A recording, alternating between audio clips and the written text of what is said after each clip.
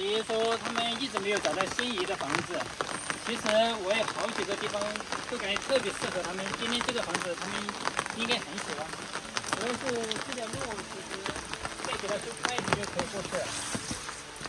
这个位置真的是一个世外桃源。这个位置和我们的城市隔山相望的。其实李俊他有很多很看好的房子，就是都是在不通路的地方。里面还有房子。有3户人家这里，早些年我就来这里看过，这个地方真的是与世隔绝。我都不知道这个地方还有房子。这个地方真的非常的好。如果说这些田地、土地都是这户人家的话，全部拿过来，无论是种蔬菜还是搞养殖，它是特别好的，还是先弄上来啊，这是非常漂亮。但这个地方好像没有路哎。所以说就在了解这些地是不是这户人家的。如果说谈得下来的话，你说要进行落菜，他肯定会答应。这地倒很宽呀。真的这个要不是知道这里面有房子，这时候也不是我这里面的。看不见这地方有房子，你看那就是厕所，厕所啊，有点年代感了这个。那是羊圈，这地方在搞养殖。这地方咋上来呀？我觉得后面应该还有一条路。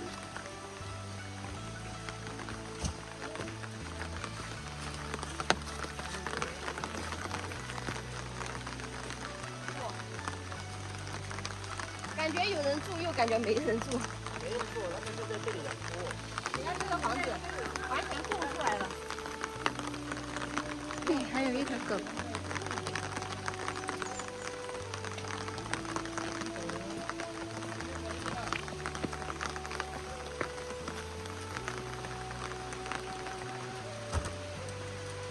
没人在家，估计把那些猪喂了之后又回家了。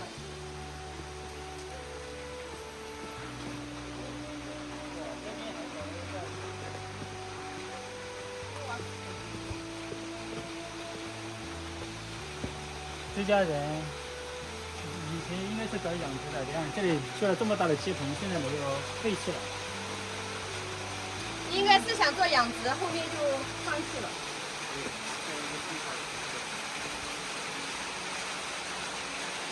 这个地方小出来吃出去。哦，对啊，没路啊，好不好呀？我感觉这里非常有感觉，就是这条路。没有路上不来。这个地方真的是，要不是知道的人，根本就找不到这里。我从来没发现这些林子里还有房子。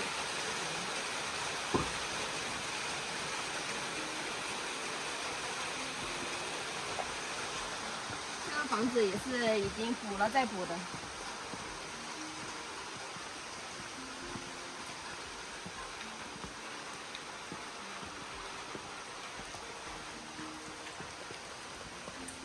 这个房子他们在搞养殖，所以这个房子就没什么。这房子要垮了，看怎么样。这房子最多还有2年就要垮。你就说看这里，这个房子要考。但是材料不好运。材料运都运不过来，这个怎么搞？你看我走进来也有几走十米。路都困难。看来这个不太适合你们。还有一个保障地方。这地方的安保系统还靠一条狗。3万了。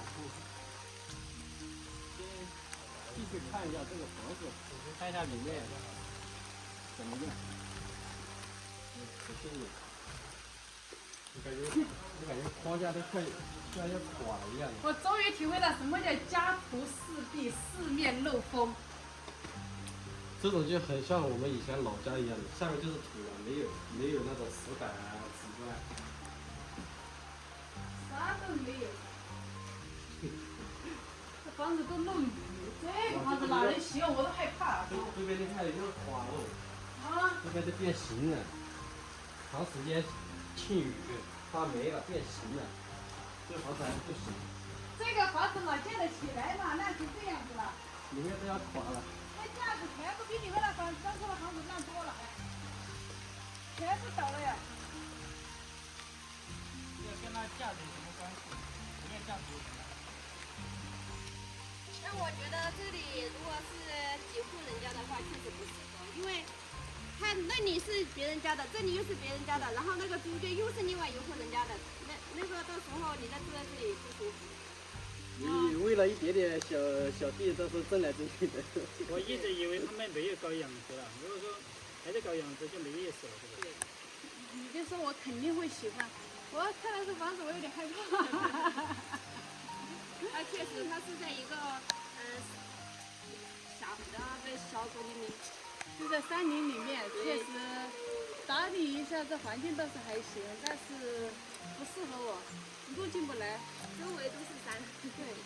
对，这纯粹是没有路来，要从那田埂上过。那个下雨的时候，那田埂根本走不了路。说实话，如果说通路的话，我还挺喜欢这里的。通路的话就可以。对啊，这里比较安静。如果说通路只有一户人家就好了。这些房子全部是一户人家的，那就好说。去这个地方真的很漂亮，只可惜啊，路是一个硬伤，而且呢又有一户人在搞养殖，觉得怎么样？你当初来的时候肯定没有这么破，所以你才会说我会喜欢。对啊，当初来这些房子都挺好的啊，那些门板都还在，现在都全部垮了。那真的是隔得越久，它就烂完了。像这种老房子，只要1年不住，其实它就每一年都在慢慢的垮下去。隔一段时间就不一样了。可能再过一段时间，你就还心心念念以为这里还有个房子，结果到这里来全部没了。所以说房子还是要有人住，没人住的话，一年一个样。对。哇，这真的是符合我们农村小时候的场景啊！走在乡村的田埂上。其实如果不运材料的话，从这里走路是很有感觉的。主要是姐姐不喜欢，喜欢的话跟运不运材料没有关系，因为现在科技这么发达，无人机就搞定了。那得多出了一半的费用。现在无人机比人工便宜嘛。就像我们当初一样，看那里也是不通路，然后拿个快递都要从山上拿到山下去。对，主要就是车开不到，就感觉有点费劲了啊。对。因为我们以前的想法是还没有结婚，2个人。坐在这里还挺好的。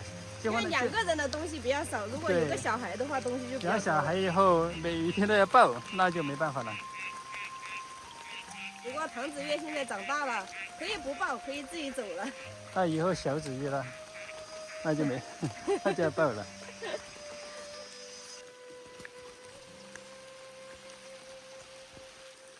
你去那下面路以前，好歹也有个石块。这条路全是纯泥巴，一到下雨天，感觉就像那个唐子月他们做的滑滑梯一样，嗖的一下就滑下来了，太滑了，这个路不行。